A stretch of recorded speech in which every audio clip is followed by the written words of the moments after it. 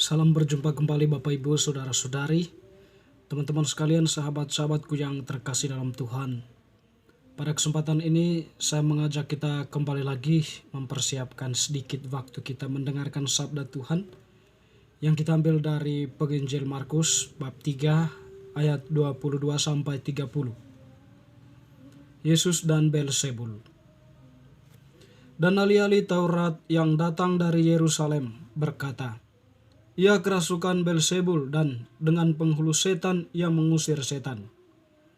Yesus memanggil mereka lalu berkata kepada mereka dalam perumpamaan, "Bagaimana iblis dapat mengusir iblis? Kalau suatu kerajaan terpecah-pecah, kerajaan itu tidak dapat bertahan. Dan jika suatu rumah tangga terpecah-pecah, rumah tangga itu tidak dapat bertahan. Demikianlah juga kalau iblis berontak melawan dirinya sendiri, dan kalau ia terbagi-bagi, ia tidak dapat bertahan, melainkan sudahlah tiba kesudahannya. Tetapi tidak seorang pun dapat memasuki rumah seorang yang kuat untuk merampas harta bendanya, apabila tidak diikatnya dahulu orang kuat itu. Sesudah itu barulah dapat ia merampok rumah itu. Aku berkata kepadamu, sesungguhnya semua dosa dan hujat anak-anak manusia akan diampuni. Ya, semua hujat yang mereka ucapkan.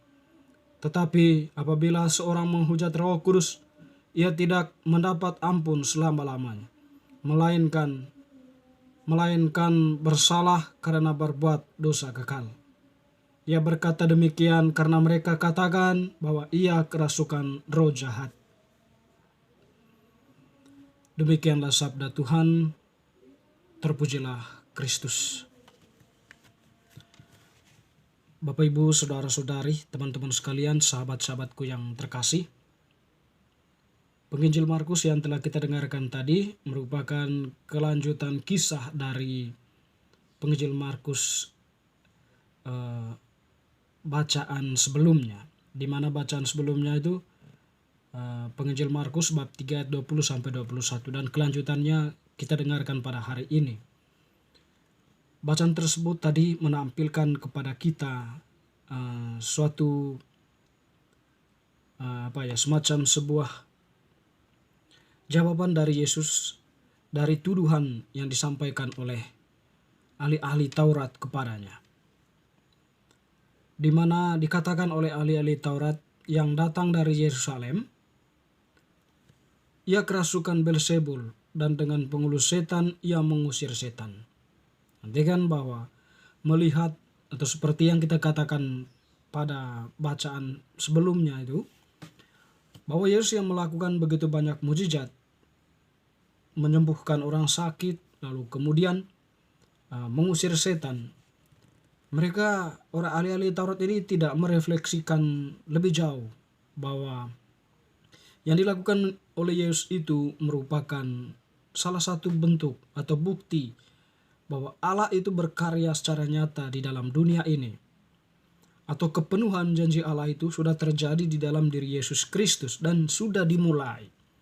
Tetapi ahli-ahli Taurat itu memang cenderung menutup diri dan berusaha untuk menyalahkan Yesus, karena bagi mereka Yesus itu adalah batu sandungan yang meruntuhkan popularitas mereka selama ini.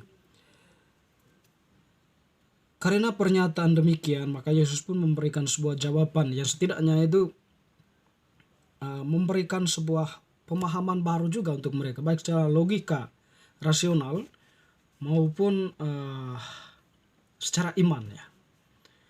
Di mana dikatakan oleh Yesus tadi, bagaimana iblis dapat mengusir iblis?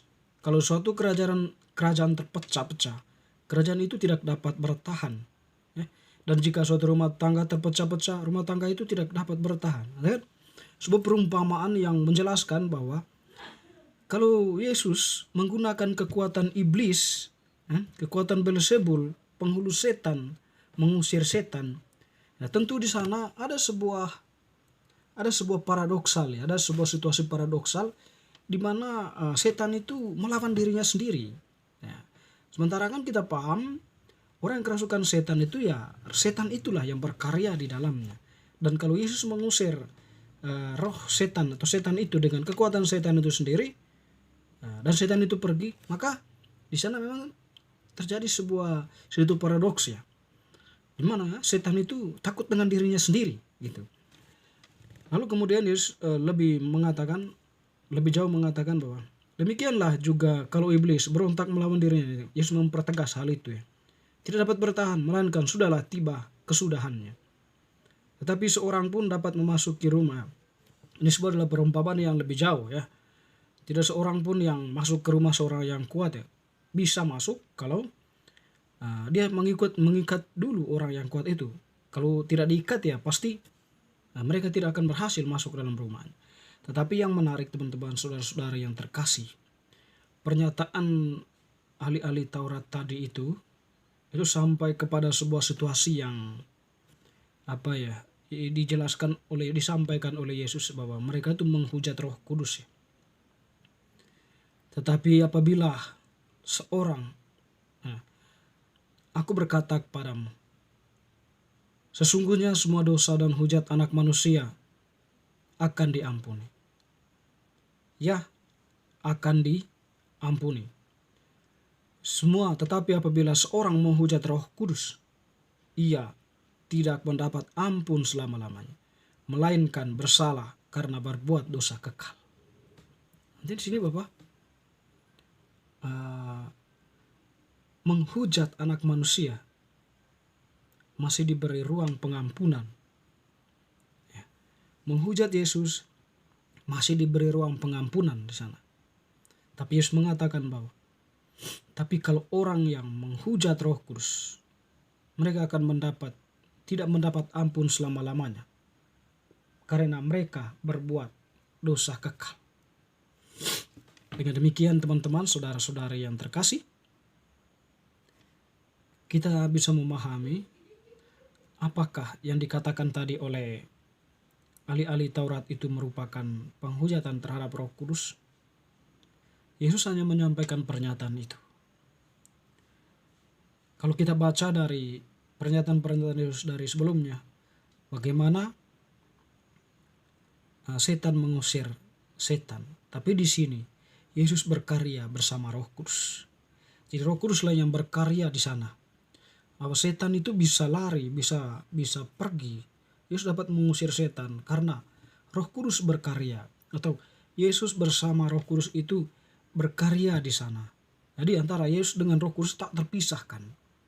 Dengan demikian kekuatan yang dikedepankan di sana adalah karya Roh Kudus. Roh Kudus yang mempunyai kekuatan mengusir roh jahat itu. Atau Roh Kuduslah yang memberi kesembuhan. Jadi Yesus bersama Roh Kudus ini berkarya di dalam tindakan-tindakan itu. Dengan demikian bahwa Allah di sini berkarya bersama-sama. Allah Putra, Allah Roh Kudus maupun Allah Bapa, mereka berkarya bersama di sana. Meskipun Yesus berperan menyelamatkan, tetapi peran Yesus senantiasa diikuti oleh kehadiran Roh Kudus dan kehadiran Bapa. Jadi kita bisa memahami bahwa tindakan Yesus melakukan mukjizat penyembuhan, pengusiran roh jahat, dan sebagainya merupakan karya Allah yang agung. Dan oleh karena itu,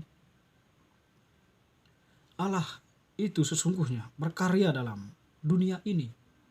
Sudah berkarya di dalam dunia ini melalui diri Yesus Kristus. Ya, dengan demikian juga kita bisa mengatakan bahwa Yesus melakukan tindakan pengusiran roh jahat itu dengan kekuatan Beelzebul atau penghulu setan. Tentu di sini ya secara tidak langsung apakah mereka itu menghujat Roh Kudus atau tidak, Allah sendiri yang tahu. Yang kita sebagai manusia bisa memahami sebatas pemahaman kita sebagai manusia. Oleh karena itu ya, Yesus mengedepankan pernyataan tidak akan diampuni karena berbuat dosa kekal. Yesus mengantisipasi manusia supaya jangan terjebak dalam pemikiran-pemikiran yang pragmatis, oportunistis, dan sebagainya, hanya untuk mencari kepentingan diri dan melupakan hal yang paling mulia. Bapak Ibu Saudara-saudari, bacaan hari ini mengajak kita untuk semakin mendekatkan diri dengan Allah. Allah itu mau berkarya dalam diri kita kalau kita membuka hati kita. Beelzebul akan lari, roh jahat akan lari, karena Allah berkarya dalam diri kita. Semoga bacaan hari ini semakin meneguhkan iman kita. Amin.